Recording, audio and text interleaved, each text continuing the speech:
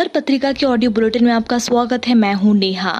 आपदा प्रबंधन अधिनियम के तहत गठित की गई टीम ने इंदौर का दौरा कर अपनी रिपोर्ट सौंप दी है। इंदौर में 171 कंटेनमेंट जोन हैं, जिसमें से 20 जोन क्रिटिकल है। इस टीम ने ये भी पाया कि टेस्टिंग किट, पीपीई मास्क और अन्य इक्विपमेंट उपलब्ध है। लॉकडाउन का भी अनुपालन ठीक हो रहा है। स्वास्थ्य मंत्रालय के संयुक्त सचिव लव अग्रवाल ने बताया कि देश भर में 1600 से अधिक पॉजिटिव केस पिछले 24 घंटे में बढ़े हैं। अब तक देश में संक्रमितों की संख्या 30,077 हो गई है। अच्छी बात यह है कि देश में 80 जिले ऐसे हैं जहां पिछले 14 दिनों से कोई केस सामने नहीं आया है और 15 जिले ऐसे भी हैं जहां 28 दिनों से कोई पॉजिटिव केस नहीं आया है। स्वास्थ्य विभाग के मुताबिक लॉकडाउन का पालन करने से हम इस महामारी को तेजी से बढ़ने से रोकने में सफल हुए हैं।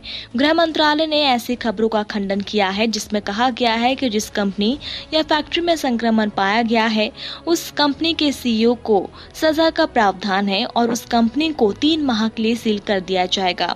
गृह मंत्रालय ने कहा कि भारत सरकार ने ऐसे कोई दिशा निर्देश अभी तक जारी नहीं किए हैं। इन कंपनियों फैक्ट्रियों को भारत सरकार के दिशा निर्देशों और लॉकडाउन के नियमों का पालन करना होगा। मध्य प्रदेश में शुक्रवार तक कोरोना पॉजिटिव मरीजों की संख्या 1796 हो गई है, जबकि 91 मरीजों की मौत हुई है। इंदौर में 84 नए मरीज मिलने के बाद कुल आंकड़ा 1029 हो गया है। हालांकि पिछले 5 दिनों से नए मरीजों की संख्या लगातार कम हो रही है।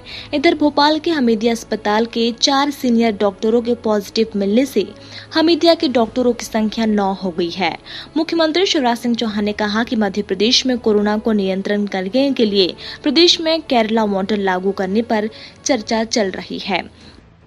प्रधानमंत्री नरेंद्र मोदी ने शुक्रवार को पंचायती राज दिवस के मौके पर वीडियो कॉन्फ्रेंसिंग के जरिए सरपंचों को संबोधित किया। प्रधानमंत्री मोदी ने अपने संबोधन में कहा कि कोरोना महामारी ने हमें ये सबक दिया है कि हम आत्मनिर्भर बने, इसलिए जिले और राज्य अपने अपने स्तर पर आत्मनिर्भर बने और इस मुश्किल घड़ी में दूसरी ओर देखने की भी जरूरत ना हो।